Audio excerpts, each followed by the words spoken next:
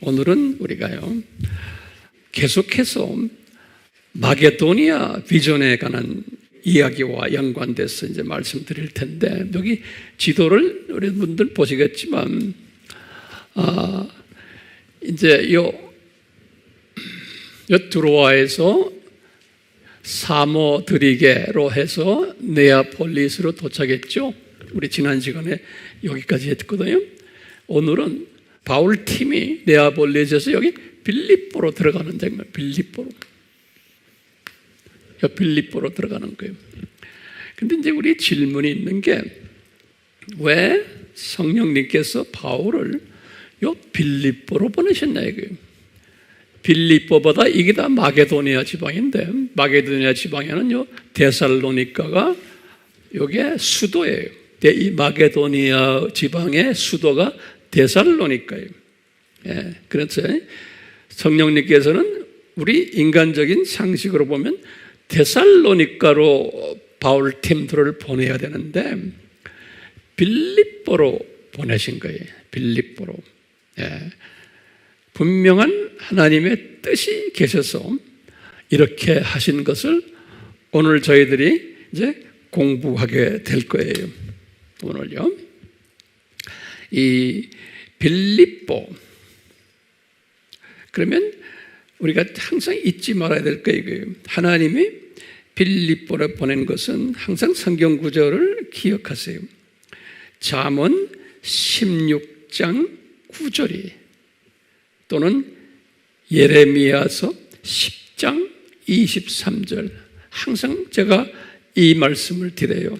뭐지요? 잠언 16장 9절은 사람의 마음으로 자기의 길을 계획하나 어떻게 해요?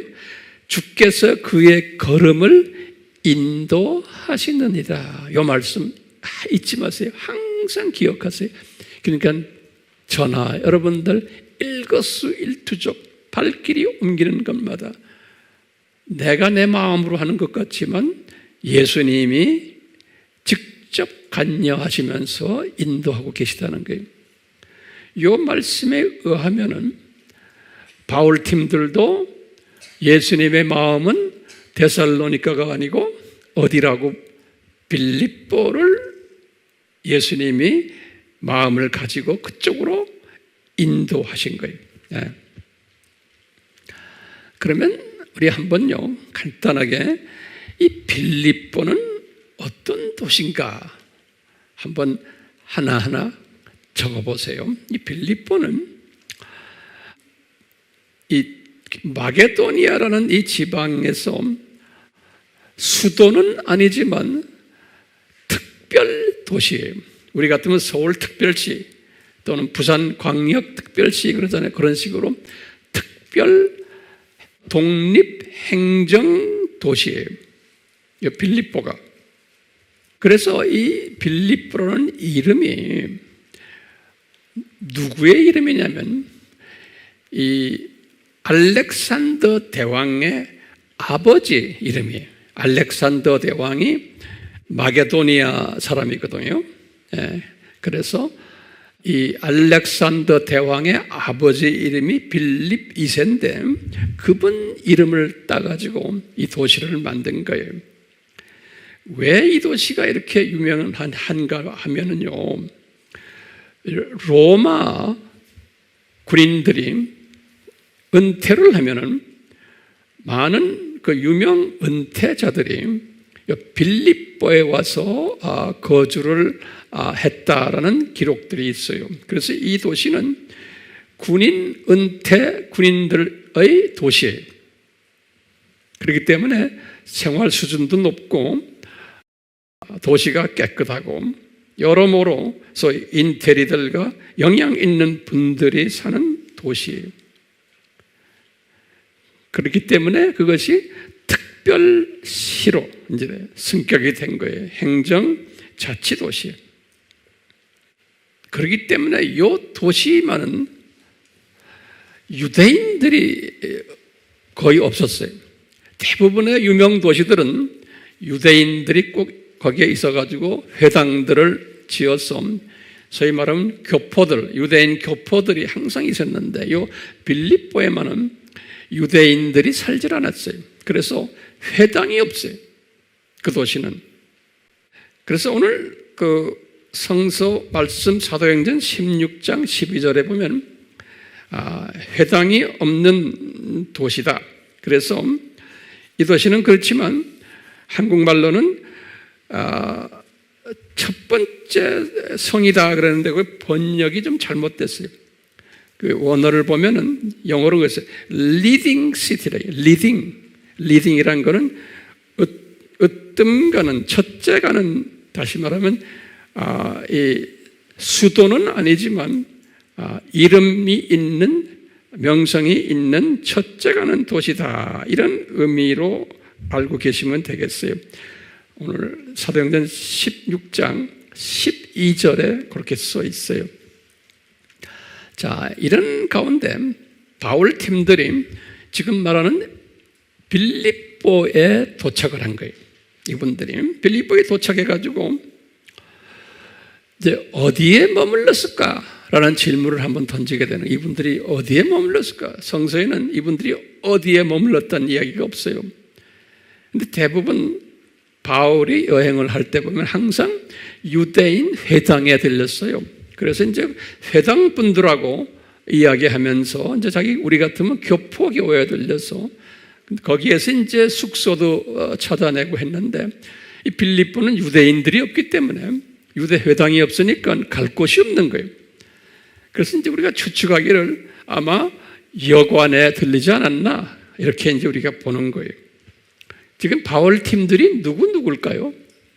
바울과 그 다음에 누가와 그 다음에 디모데와 그 다음에 실라, 이렇게 생각하세요. 바울, 누가, 디모데, 실라, 최소한 또 다른 분들도 계셨겠지만 성서에는 기록이 없어요.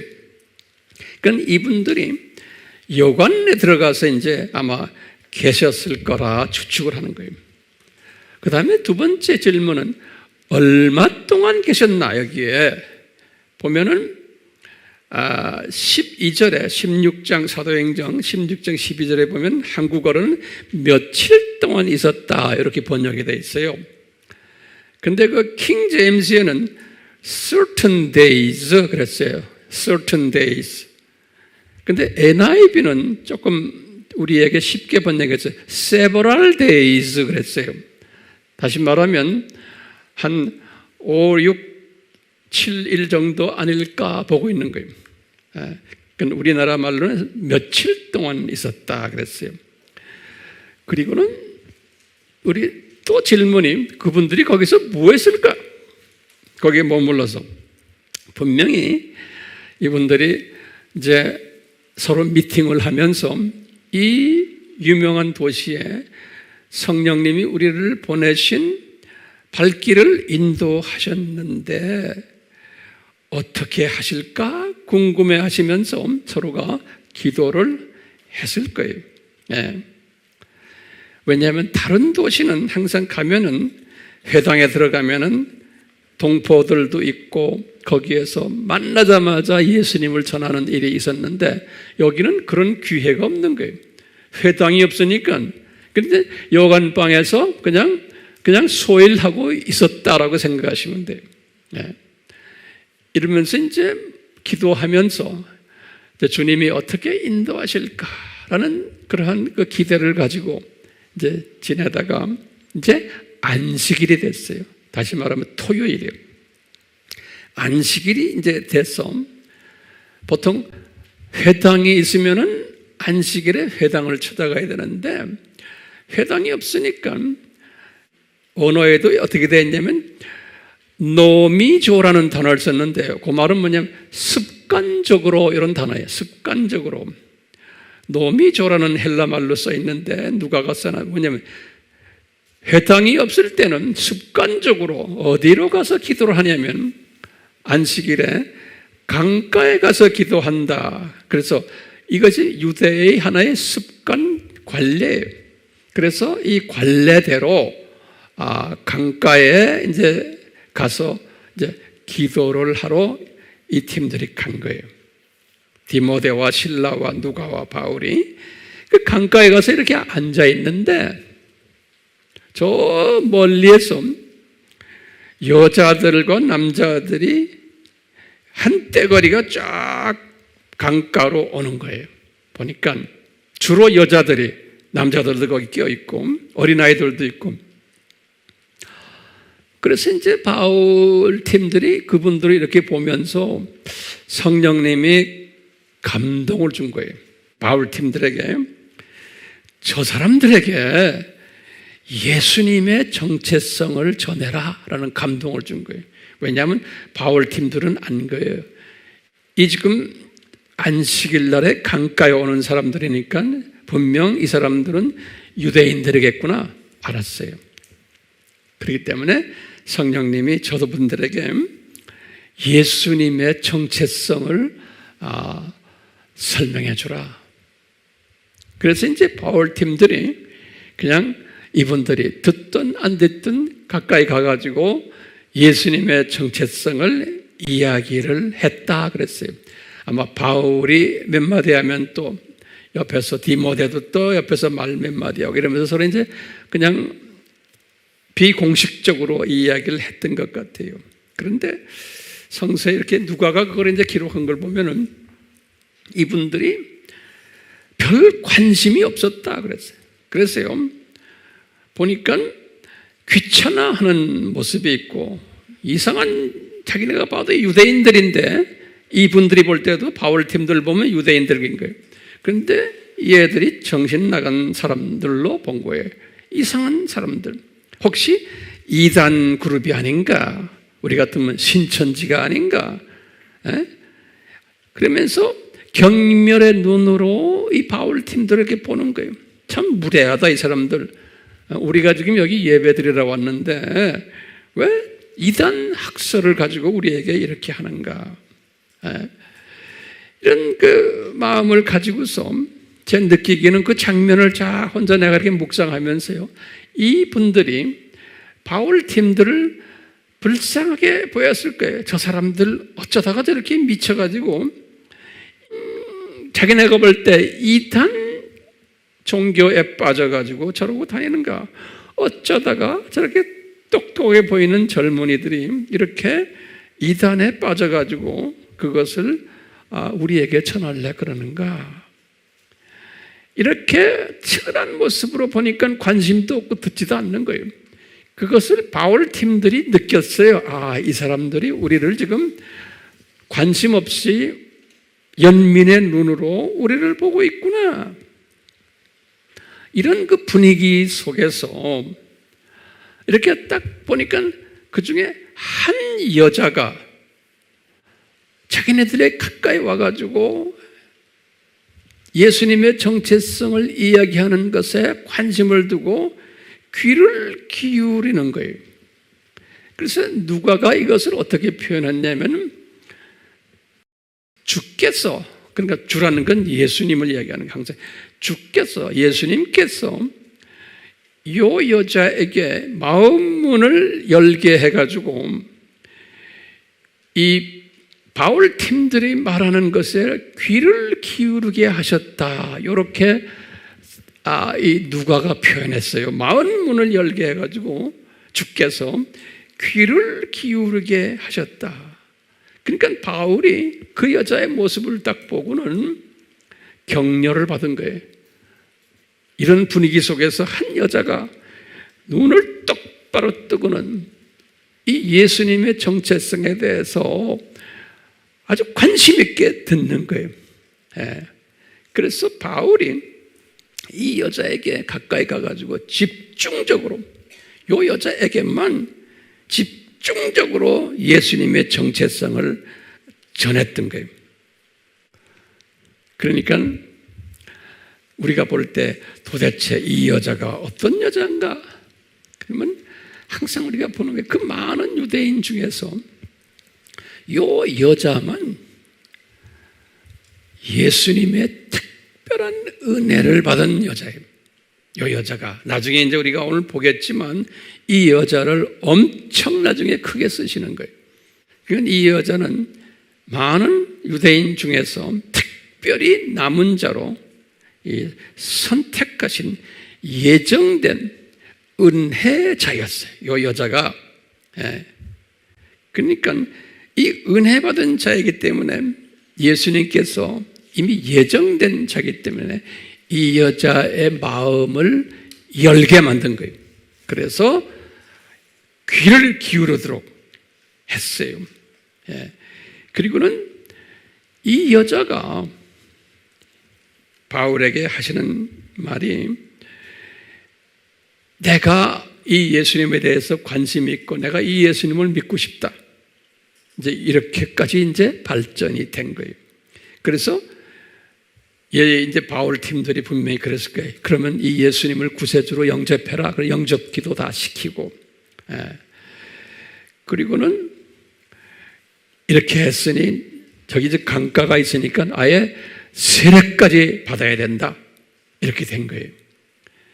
자, 그런데 재밌는 게, 알았습니다. 그러면 우리가 세례 받겠습니다 하는데 보니까 이 여자만 세례 받은 게 아니고 그 여자의 가족들도 같이 세례 받았다라고 그랬어요. 사도행전 16장 15절에 보면 영어로는 her household 그랬어요. 그러면 household라는 건 가족들이에요. 그럼 분명 남편도 계셨고 자녀들도 있었던 것 같아요. 그러니까 이분들은 빌립보에서 지금 상주하는 유대인들이에요. 그래서 가족들이 다 거기에 있어요. 분명 남편도 거기에 있어가지고 자녀들도 있어서 바울 팀들의 그 예수님의 정체성을 설명할 때 어깨 넘어서 다 들었고 같이 성령님의 감동이 남편에게도 있었고 자녀들에게도 분명히 있었던 것 같아요. 그래가지고 온 가족이 예수님을 영접하고 그리고는 세례까지 받은 거예요. 이렇게. 근데 신기한 건 주님께서 은혜가 있는 분들은 그 세례받는 그 순간에 남편도 그렇고 이 여자분도 그렇고 이 생각이 달라진 거예요. 세계관이. 예수 그리스도, 예수님이 구원자 되시고 하나님의 아들이 되신다는 유대인들에게는 엄청 믿기 힘든 부분이에요. 바울도 그래서 이제 크리스찬이 됐지만 유대인으로 이분도 똑같아요. 그래서 예수님을 보는 시각이 변하면서 가치관, 세계관, 종교관이 변해버린 거예요. 이 순간에. 근데 예수님께서 마태복음 13장에 이 예화를 들 때 이런 게 있어요. 천국은 비싼, 아주 값비싼 진주를 보고는 자기 재산을 다 팔아서 그걸 사는 장사꾼 같다. 그런 말이 있어요. 장사꾼. 이런 이야기 제가 여러 번 했어요. 요 말씀이 저는 딱 생각나는 거예요. 마태복음 13장 45절에서 46절에 이 장사꾼은 뭐냐면 이익을 요 물건을 사면은 요 값진 진주를 사면은 엄청 이익을 볼 것을 벌써 안 분이에요. 그래서 자기 재산을 다 팔아서 다시 말하면 종교를 바꾼 거예요. 다시 말하면 요 루디아 가족들도 이 기독교로 내가 바꾸면은 이 장사꾼 스피릿이 있어가지고 내가 앞으로 엄청난 복을 받겠다라는 것을 안 사람들이에요. 그러니까 우선순위가 변한 그 은혜를 받은 사람들이에요. 근데 예수님께서 이 좋은 진주를 이야기할 때 그 전 비유를 보면 그냥 자기 물건 팔아서 좋은 값싼 보물을 샀다 그걸로 끝나는 게 그 바로 전 비유인데 이 비유는 뭐냐 장사꾼 비유를 했어요. 그러니까 우리 크리스찬들이 개종은 했지만 그냥 그걸로 끝나는 거예요. 그런데 이 장사꾼 비유는 개종을 했지만 이제는 더 많은 이익을 위해서 그냥 열심히 뛰는 크리스찬, 여기 차이가 있어요. 똑같이 지금 이 루디아 그룹은, 그 가족은 장사꾼이. 그래서 요 예수 그리스도를 내가 이제 우리 남편과 아이들이 영접했으니까 이제는 이게 보통 보물을 우리가 발견한 게 아니다라는 걸 성령님이 이분에게 깨닫게 하셨어요. 제가 볼 땐 그래요. 그렇기 때문에 이 여자가 이것을 가지고, 이건 은혜 받은 사람은 벌써 달라요. 같은 복음을 받았지만 이 루디아의 가족을 보면은 금방 뭐라 그러냐면 지금 딴 사람도 있는 데서 지금 세례 받고 나와가지고 하는 말이 뭐냐면, 누가가 아주 기가 막히게 표현했어요. 아주 집요하게 바울 팀들을 붙잡고 강하게 이렇게 표현했어요. 16장 15절에 보면 당신들 우리 집에 갑시다 그러는 거예요. 그것도 그냥 아니, 집요하게 우리 집에 갑시다. 그래서 우리 집에 가서 우리가 우리 집을 교회로 만들겠습니다. 이렇게 집요하게 바울 팀들에게 간청을 했다고, 간절히 청했다고 그러죠. 그래서 바울 팀들과 같이 그 집에 갔어요. 분명히 이 여자분이 그 집을 빌립보 교회로 만들 것을 저는 알고 있어요. 빌립보 교회가 누구네 집이에요? 요 여자분 집에서 빌립보 교회가 개척된 거예요. 근데 이 빌립보 교회가 어떤 교회예요? 유럽에서 첫째 되는 교회예요. 유럽에서 첫째 되는 엄청난 복덩어리 교회예요. 이 여자와 이 가족들 때문에 유럽이 전체가 복음화되는데 이 교회가 모본이 된 거예요. 이 교회가 걸음이 된 거예요. 걸음. 네. 누구 때문에? 이 여자와 뒤에 있는 남편 때문에. 네. 그래서 나중에 우리가 이제 보지만 다음 주에도 제가 계속해서 이제 이 빌립보 교회를 설명을 해드리겠지만, 이 여자가 중심이 돼가지고 남편은 뒤에서 도와주면서 이제 어떤 사람이 교인이 됐냐면, 이제 보면은 점치는 여자 개종이 됐잖아요. 그 다음에 간수와 그 간수 가족들 다 교인이 된 거예요. 또 우리가 빌립보서에 보면은 에바브로디도도 교인이 되고 나중에는 루디아가 이분을 사역자로 만든 것 같아요. 에바브로디도. 그 다음에 권사님들, 두 권사님들 이름이 나와요. 빌립보서 4장 2절에 보면 유오디아와 순두계라는 여자분들 이름이 나와요. 근데 이 두 분이 좀 다퉜던 모양이에요. 그래서 싸움하지 말아라 이렇게 바울이 부탁하는 얘기가 나와요. 이 두 여자분들. 그러니까 이 루디아를 통해서 또 그 남편을 통해서 루디아 집에서 이렇게 첫 유럽 교회가 이제 있는 것을 우리가 알 수가 있어요. 자, 그러면 우리가 도대체 이 여자가 누군가? 루디아죠?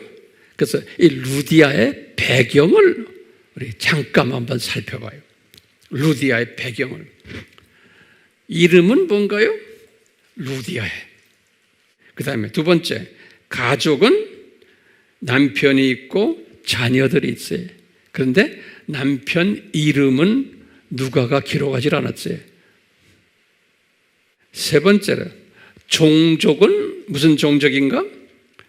유대인 디아스포라예요. 유대인 디아스포라.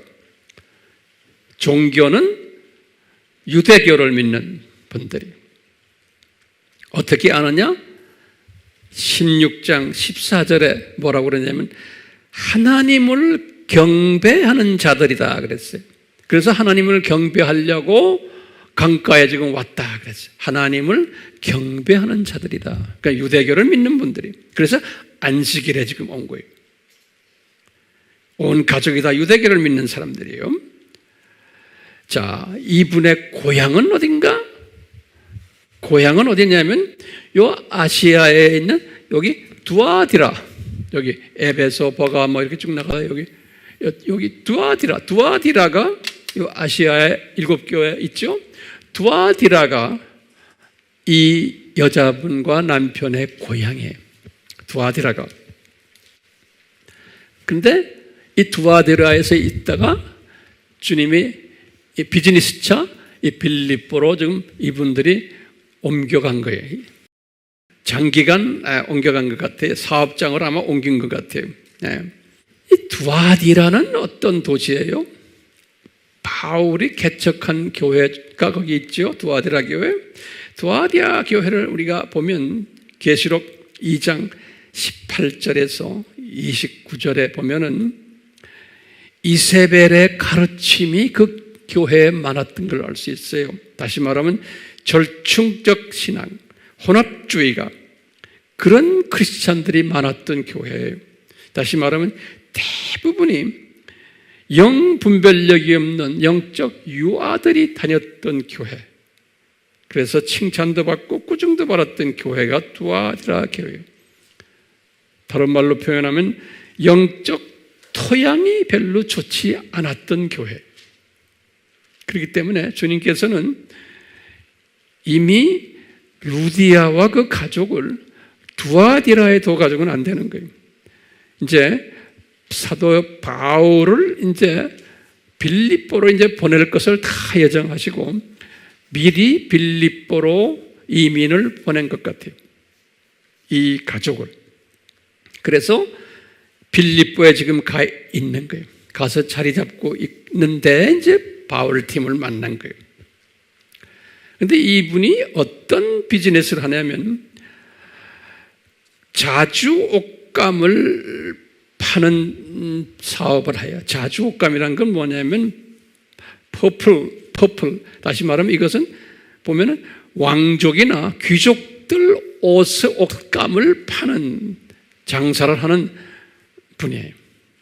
그렇기 때문에 분명 상류층 사람들 상대로 사업을 하기 때문에 상류층 많은 사람들과 네트워킹이 잘 되는 이런 비즈니스 사람들이 부부가 다. 근데 여자분이 더 앞장서는 아마 그런 모습이 우리에게 보여져요. 예. 자, 이렇게 배경을 우리가 볼 수가 있어요. 이분의 배경을. 자, 루디아가 주축이 돼가지고 빌립보 교회를 이제 개척했다고 그랬죠. 근데 이 교회는 좀 특수한 교회예요. 성서에서 보면 되면 바울이 개척했던 교회들 아시아에 몇 교회가 있어요? 8교회 있죠? 우리 지도에 보면 이 아시아에 8교회 있죠? 그 다음에 바울이 이제 장차 개척할 데살로니가 교회, 베레아도 교회, 아테네 교회, 고린도 교회, 이 모든 바울이 개척했던 교회들과 개척할 교회들과 구별이 돼요. 이 빌립보 교회는 신기하게 성서에서 쫙 보면요 구별이 돼요. 어떻게 구별이 되냐면 이 빌립보 교회는 이 바울 팀들이 땅끝 선교를 하는 이 바울 팀들을 뒤에서 물질로 도왔던 교회예요. 이 빌립보 교회가 신기하게도 성경에는 나머지 개척한 교회들은 바울을 물질로 도왔다는 이야기가 없어요. 그러니까요, 나머지 교회들은 그냥 바울에게 복음의 신세를 많이 졌지만 그냥 자기 수준에서만 그냥 신앙생활을 한 거지, 자기 교회 성장, 자기네 복받는 그 수준이었지, 이 바울 팀들의 이 땅끝 선교 사역에 동력을 하지를 않았어요. 그런데 요 빌립보 교회만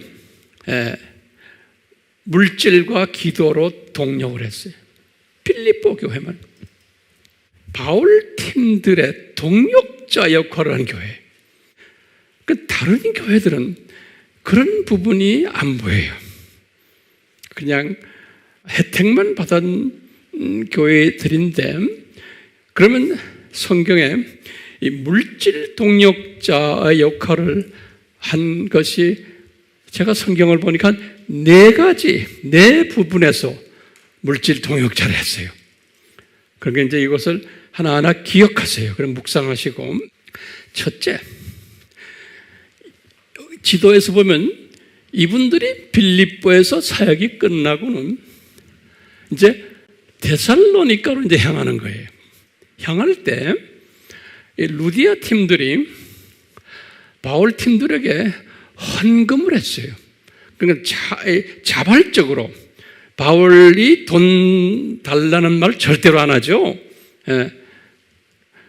그런데 성령님께서 이 루디아에게 또 남편에게 우리 돈을 좀 걷어서 드리자. 그래가지고 얼마인지는 모르지만 돈을 드렸다라는 이야기가 나와요. 선교 비용을. 예. 그 말이 어디에 나오냐면 빌립보서 4장 15절에 보면 나와요. 바울이 말했어요. 그러니까 돈을 받은 것은 주후 51년이에요. 빌립보에 간 것이 51년이죠. 2차 여행 때. 그런데 받았다는 이야기를 바울이 옥중서신을 쓰실 때 했어요. 약 한 10년 후에. 그러면서 빌립보 교회에 고맙다는 이야기예요. 내가 그때 내가 빌립보에서 사역 끝나고 데살로니가로 갈 때 너희들 나에게 헌금했지? 그러는 거예요. 고맙다는 거예요. 빌립보서 4장 15절이. 그뿐 아니라 두 번째는 데살로니가 교회에서 이제 사역을 하는데 상당한 핍박을 받았어요. 데살로니가 여기 가가지고. 그래서 이분이 3주만 머무를 수밖에 없었어요. 3주. 거기 유대인들이 있고 회당도 있고 한데, 그래서 거기서 3주 동안에 있는 동안에 또 빌립보 팀들이 데살로니가에 있는 바울 팀들을 찾아가지고 또 헌금을 했는데 한 2번 정도 했다고 그랬어요. 빌립보서 4장 16절에. 신기하죠? 네? 세 번째 또 헌금한 것은 고린도전서 16장 5절에 보면 3차 여행 때 이 빌립보 팀들이 바울에게 예루살렘 교회가 여러 가지로 지금 기근을 만나고 헌금도 많지 않고 하니까 그분들을 좀 도와드립시오 하고 바울 손에다가 헌금을 봉투를 드렸어요. 이 빌립보 교회가. 딴 교회들은 이런 모습이 없어요. 또 네 번째로 바울이 1차 로마 그 감옥 연금됐을 때 주후 60년에서 62년이죠. 그 로마에서 연금되었을 때 이 빌립보 교회 루디아가 에바브로디더를 파송시켰어요. 헌금을 들고. 그래서 에바브로디더가 여기 좀 보시면은 여기에서 이 빌립보에서 지금 이태리가 여기 로마네, 로마. 이 거리를 달려서 헌금을 들고 바울에게 헌금을 드리려고 에바브로디더가 저 로마까지 찾아가서 도착했을 때 쓰러졌다 그랬어요. 네, 완전히. 그래서 거의 죽게 되었는데 나중에 우리가 바울이 이야기하는 게 우리가 기도해서 나았다. 빌립보서 2장 25절에서 30절에 그 이야기가 나와요. 예. 지금 몇 번 바울 팀들을 도왔어요?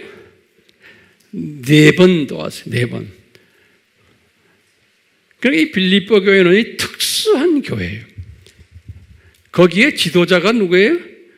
루디아인 거예요. 루디아. 예. 루디아가 지도자지만 뒤에서 남편과 가족이 도왔어요. 신기하게요. 그래서 바울이 빌립보서에서 이제 이 루디아를 특별히 이 빌립보 팀들에게 3가지의 축복을 내리는 이야기가 나와요. 3가지의 축복. 첫 번째, 이 에바브로디도가 이렇게 한 것에 대해서 바울이 이런 말을 해요. 에바브로디도가 이렇게 고생하면서 너희들이 헌금한 돈을 들고 왔는데 니네들이 나에게 준 이 헌금이 향기로운 제물이다 그러는 거예요. 향기로운 제물이다. 거기 빌립보서 4장 18절에 그랬어요. 그리고는 19절에 뭐라고 그랬냐면 너희들이 향기로운 제물을 이렇게 우리에게 바쳤으니까 이제 성령님께서 너희들의 육혼 영에 모든 필요한 것들을 채워주실 것이다 그러는 거예요. 그러니까 이런 것을 항상 우리가 이 역사를 보면서 이 말씀을 보면서 나의 삶에 적용하는 연습을 하세요. 내가 주님의 일에, 그러니까요, 사도 바울의 일이 뭡니까? 땅끝까지 선교하는 일이에요. 그분은 자기 자체 교회도 없었어요. 예. 뭐 딴 게 아니에요. 선교하는 일에 이 소프트웨어에 여기에 동참하는 사람은 이런 복을 받게 된다는 거예요. 우리가 헌금을 해도 그러니까 헌금을 사용하는 것도 저는 이런 것을 항상 이 원칙을 알기 때문에 딴 데다가 저는 헌금을 쓸 걸 절대로 못 쓰게 해요. 그럼 우리 교회 헌금은 여러분들이 이렇게 주님한테 바치는 헌금은 선교하는 관계되는 일 외에는 딴 데 쓰지 않아요. 내가 잘나서가 아니에요. 성서에서 가르치는 걸 제가 깨달았기 때문에. 자, 첫 번째 축복이 뭐예요? 향기로운 냄새를 그 발휘하는 희생제물, 그 아름다운 제물을 줬기 때문에 육헌영의 모든 복을 채워준다는 거예요. 두 번째 복은 바울이 말하는 거예요. 너희들이 내가 경험하는, 우리 팀들이 경험하는 환난에 동참하는 팀들이기 때문에 이 빌립보 교회가 너희들은 우리가 장차받을 기쁨의 면류관을 반드시 우리와 같이 받을 거라는 거예요. 기쁨의 면류관을. 빌립보서 4장 1절에. 세 번째 복은 뭐냐면요, 이렇게 말씀하세요. 너희들이 근심 걱정스러운 환경 안에서도 항상 하나님의 평강이 너희들 마음과 생각을 지켜준다는 거예요. 제가 다시 반복해요. 어려운 환경, 가정 환경, 직장 환경, 건강 문제, 뭐 이런 게 있어도 사람이 주는 평강이 아니고 하나님이 주시는 평강이, 하나님의 평강이, Peace of God, 하나님의 평강이 당신들 마음과 생각을 딱 지켜준다는 거예요. 영어로 keep이라는 거 알죠? 지킨다는 거. KEEP. 오케이? 그러니까 이게 엄청난 거예요. 그래서 이 말씀을 하실 때 우리 크리스찬들이 가장 좋아하는 성경 구절에 이게 빌립보서 4장 6절에서 7절이에요. 모든 크리스찬들은 다 이 성경 구절을 제일 좋아해요. 제가 해마다 이제 미국의 어느 크리스찬 조직에서 미국인들에게 물어봐요. 당신이 가장 좋아하는 성경 구절이 뭡니까? 해서 하면은 그게 데이터로 나와요. 나오면 가장 1등 성경 구절이 지금 빌립보서 4장 6절과 7절이 요거. 그런데 보세요. 이 말씀은 어떤 사람에게 주어지는 약속의 말씀이에요? 빌립보 교회와 루디아 팀들에게 주는 약속이에요. 이게 모든 크리스찬이 아니에요. 자, 뭐라고 그래요? 이때 그래도 아무것도 염려하지 말고, 이 구절이에요. 에? 다만 모든 일에 기도와 간구로 너희 구할 것을 감사함으로 하나님께 알려지도록 하라. 이런 말을 썼다. 다시 말하면 영어로는 그랬어요.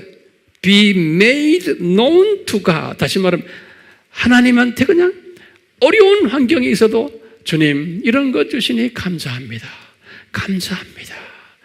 이 수준에 간 사람은 모든 것이 합해서 선을 이루잖아요. 그러니까 가정 문제, 건강 문제, 재정 문제 이런 게 있어도 이 수준에 있는 사람은 큰 이 마지막 때 추수 일에 참여하는 사람들은, 시각이 큰 사람들은 그런 모든 환경에 지배받지 않고 이런 것을 나에게 주신 것 감사합니다.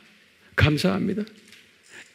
이런 사람에게, 그러니까 바울이 이 루디아 팀들에게 그런 거예요. 너희들 이런 사람이 될 거라는 거예요. 이런 복, 너희들은. 그렇기 때문에 항상 감사하는 사람은 주님이 그 감사를 아는 거예요. 주님께 알려지게 하라는 게. 그리하면은 지각이 뛰어난, 다시 말하면 환경을 초월한, 이성을 초월한 하나님의 평강이 내 마음과 생각을 지키신다는 거예요. 그러니까 이 빌립보 팀들이 이것을 가진 거예요.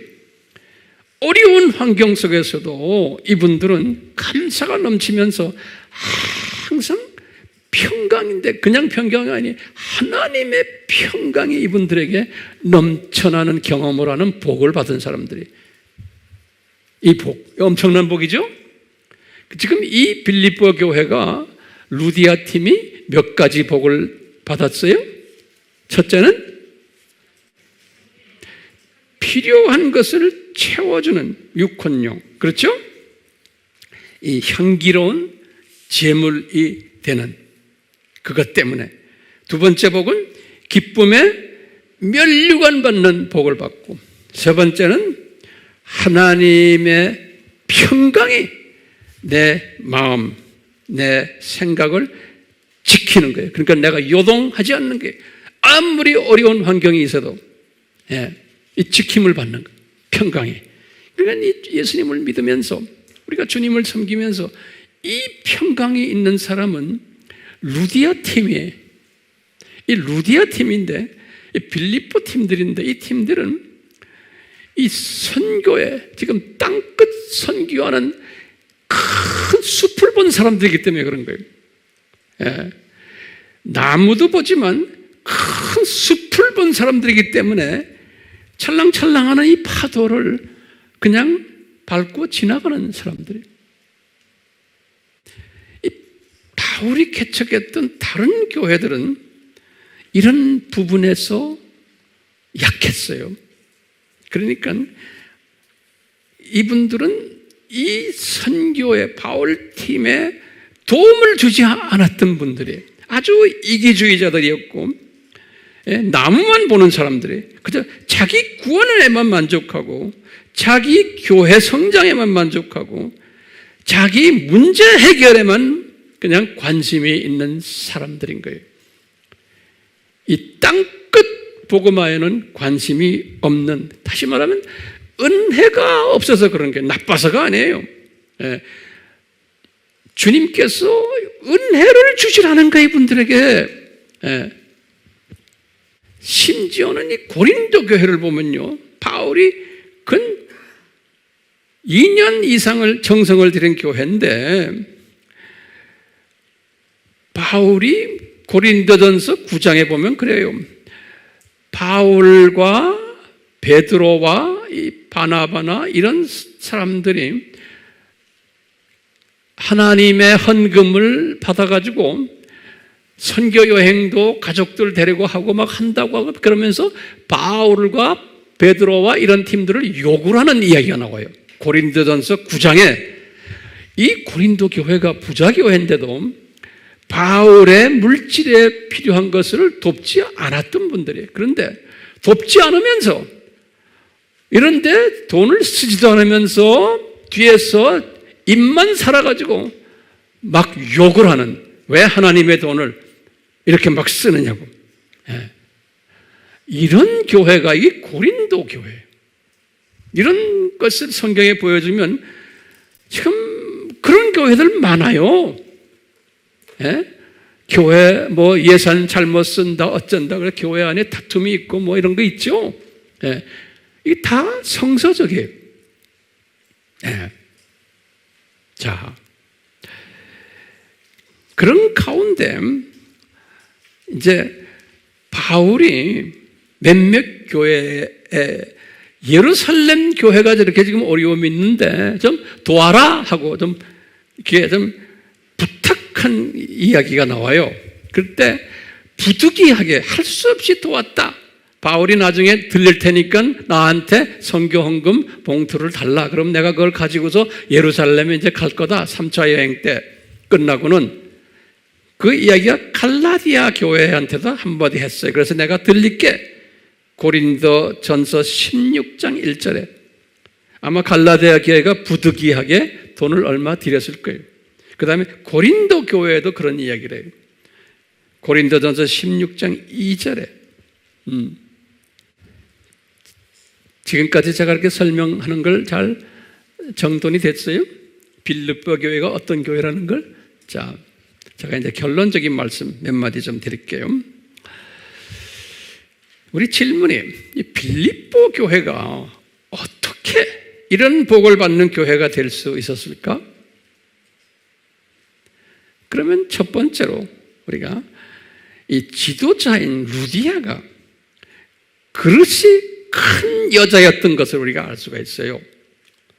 이 여자가 그리고는 복음을 받은 후에 가치관과 세계관과 이것이 분명하게 성서적으로 서 있었던 여자 같아요. 거기다가 또 리더십, 지도력도 탁월했던 것 같아요. 이런 지도자가 있었던 것. 거기다 이제 뒤에 가족들이 남편을 위시해서 가족들이 이 루디아를 잘 뒤에서 서포트했던 것으로 우리가 알 수 있어요. 가정주부가 혼자서는 안 돼요. 그러니까 훌륭한 남편이 뒤에 있었던 걸 우리가 알 수가 있어요. 두 번째로 이 빌립보 교회가 어떻게 이렇게 복을 받게 됐냐? 교인들이, 이 교인들 보니까 믿음이 있는 교인들이, 그리고는 말씀에 순종하고 지도자에게 순종을 차렸던 교인들이 그 교회 안에 있었던 것이. 그러니까 지도자만 가지고는 부족해요. 교인들과 지도자가 하나가 되는데 다 이런 좋은 그 자질을 가진 분들이 모인 곳이 빌립보 교회 같아요. 그러면 여기에서 끝나면 안 돼요. 이분들이 어떻게 이런 사람들이 빌립보 교회에 모였을까? 그러면 아하, 이것은 하나님의 은혜구나. 다시 말하면 루디아도 하나님의 은혜 받은 자고 그 교회 교인들도 하나님의 은혜를 받은 자들이구나. 예정적인 측면에서 이렇게밖에 우리가 소화를 할 수 없어요. 그러면 우리가 질문을 한번 던져보는 거예요. 루디아가 어떤 은혜를 받았나? 저는 항상 질문을 던지는 여러분들을 위해서예요. 그럼 어떤 은혜를 받았을까? 제가 이 말씀 속에서 깨달은 게 첫 번째는 걸음걸이의 은혜를 받은 거예요. 이게 무슨 말이냐면 이 루디아 가족이 자기 고향에서 두아디라에서 떠나가지고 성령님의 인도하심에 따라서 빌립보까지 사업차 가도록 발걸음을 인도시킨 그 은혜. 미리 바울이 도착하기 전에 다 그 은혜를 베푼 거예요. 두 번째는 강가에 가가지고 바울 팀을 만나는 은혜. 다시 말해 만남의 은혜를 가졌어요. 하나님이 사랑하는 그 바울 팀들을 만나도록 또 디자인된 거예요. 그러니까 만남의 은혜가 뒤에 따라왔던 거예요. 거기다가 만난 후에 열린 마음을 주신 거예요. 바울이 전하는 복음에. 그러니까 열린 마음의 은혜까지 받은 것 같아요. 네 번째로는 가족 전체가 구원받는 은혜예요. 다섯 번째로는 유럽의 첫 교회를 개척했던 은혜. 여섯 번째는 바울의 땅끝 선교팀의 동력자가 되는 은혜. 그 다음에 뭐냐면 아까 말한 세 가지의 복을 받은 은혜. 마지막으로는 시각이 이제는 전천후 시각자가 된 은혜. 이분들이 이 빌립보만 보는 것이 아니고 마게도니아 전체를 보고 그리스 보고 저 밑에 아가야 보면서 나중에 유럽 전체를 보는, 최소한 남유럽까지 보는 그런 숲을 보는 은혜를 빌립보 교회의 지도자 가정 위에 주셨고 또 그 팀들에게 주셨던 거예요. 자, 그러니까 이 루디아가 보면요, 우리가 배우는 게 있어요. 제가 이렇게 보면서 우리 아미 교회도 이 루디아에게 주셨던 루디아 스피릿을 가진 분들이 상당히 많아요. 제가 이 말씀을 항상 이렇게 묵상하면서, 그러니까 이 담임 목사로서 저는요, 예수님, 우리 AMI라는 이 그룹 안에 이 루디아 같은 사람들을, 루디아 스피릿을 가진 사람들을 다 모아주셨군요. 저는 이걸 보는 거예요. 그래서 우리 교회 권사님들이 이렇게 보면요, 우리 교회 권사님들은 거의 예외 없이 루디아들 같아요. 왜냐? 루디아처럼 앞장서서 권사님들이 뛰면 뒤에 말없는 남편들이나 가족들이 있어요.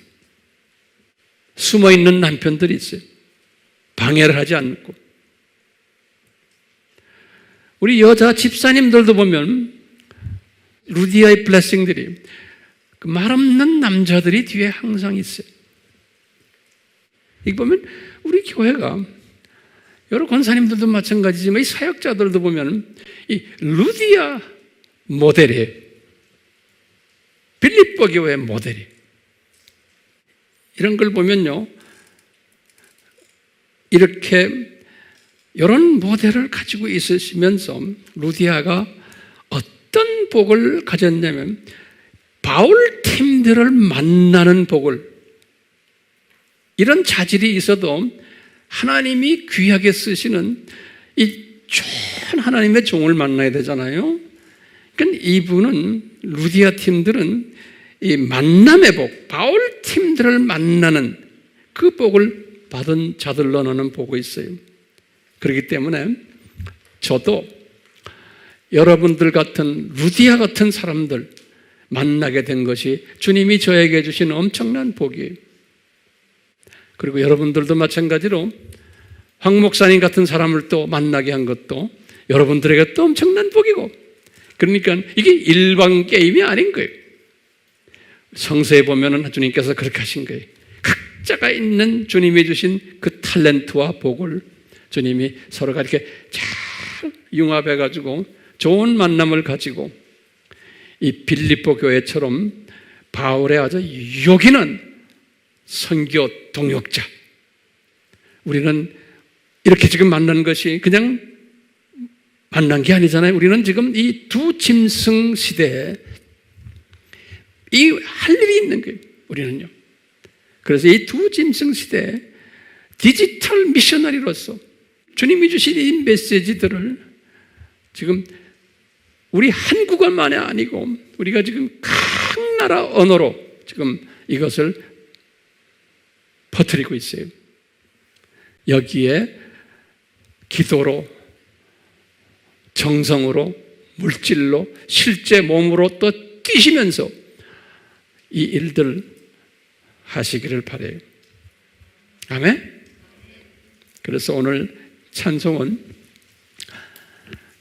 하나님께서는 우리의 만남을, 이런 찬송을 제가 선정했어요. 이제 우리가 같이 이제 이 찬송을 부를 터인데, 제가 이 찬송을 부르기 전에 기도로, 주님, 이 루디아와 그 가족과 이 빌립보 교회의 모습을 사도 바울과의 관계 속에서 우리에게 이렇게 보여주심을 감사합니다. 주님, 이 모델이 과거 2000년 교회 시대에 항상 있어 왔었고, 오늘날에도 우리 아미 교회만이 아니고 주님 사랑하는 전 세계에 있는 교회들 중에 이 모델들이 분명히 있습니다. 그중 저희 교회도 이런 모델로 만들어 주시니 너무나 감사합니다. 우리들의 만남 위에 기름 부어 주시고 복을 내려 주시고 우리들의 그 받은 복을 만방에 전하는, 나눠주는 복의 근원되는 이 AMI 공동체 되도록 은혜 베풀어 주시옵소서. 예수님의 이름으로 기도드리옵나이다. 아멘.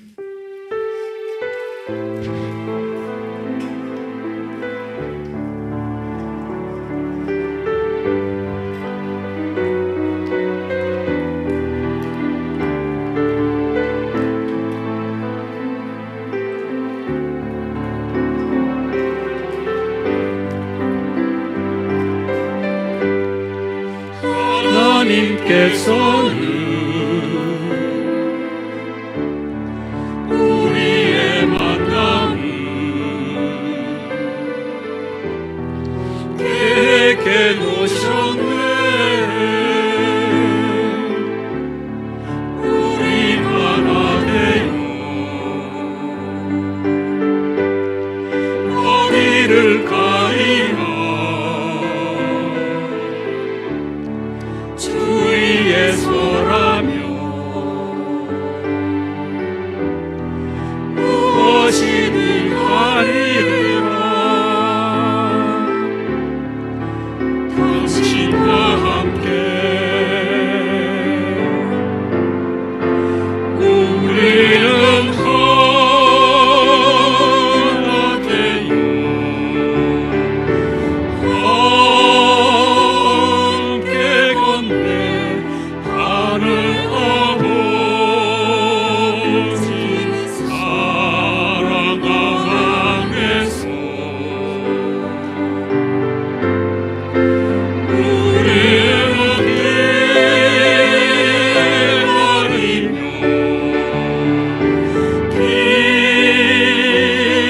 기도하며 우리의 삶이 사랑 넘치도록 후렴을 다시 해요. 후렴을. 우리는 하나 되어 함께 건네 하늘 아버지 사랑하면서 우리는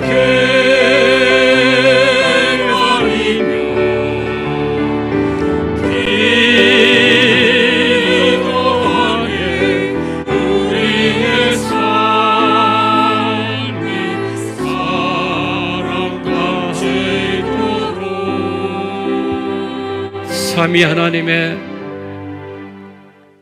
은혜 주심과 사랑 주심과 복 주심이 루디아와 그 가족 외와 빌립보 교회와 그 권속들 위에 있었던 것처럼 우리에게도 항상 있기를 예수님의 이름으로 축원하옵나이다. 아멘.